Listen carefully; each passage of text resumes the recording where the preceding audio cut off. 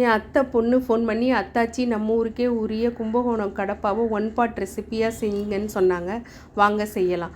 குக்கரில் எண்ணெயை ஊற்றி பிரியாணி இலை, பட்டை, லவங்கம், ஏலக்காய், கல்பாசி, சோம்பு இதை போட்டு நல்லா வதக்கிட்டு, வெங்காயம், தக்காளி, இஞ்சி பூண்டை போட்டு நல்லா வதக்கிட்டு, உருளைக்கிழங்கு, கேரட்டை பொடியாக கட் பண்ணி அதையும் போட்டு நல்லா வதக்கிட்டு, பாசிப்பருப்பை கழுவி அதையும் போட்டு நல்லா வதக்கிட்டு, உப்பு போட்டு தண்ணி தேவையான அளவு ஊற்றி குக்கரை மூடி 3 விசிலை விட்டுட்டு நம்ம சாந்தை அரைச்சிட்டு வந்துடுவோம் வாங்க. அதுக்கு தேங்காய், பச்சை மிளகாய், முந்திரி பருப்பு ஆப்ஷனல் தான், இருந்தால் போட்டுக்கலாம், இல்லைனா ஸ்கிப் பண்ணிடலாம். இதை நல்லா மையாக அரைச்சி குக்கர் விசில் வந்தோடனே திறந்து இதையும் ஊற்றி நல்லா கலக்கி மஞ்சள் பொடி போட்டோன்னா சூப்பரான கடப்பா ரெடி ஆகிடும். இது ஒரு கொதி தான் வரணும். அப்போயே கருவேப்பிலையும் கொத்தமல்லியையும் தூவிட்டோன்னா அட்டகாசமாக இருக்கும்.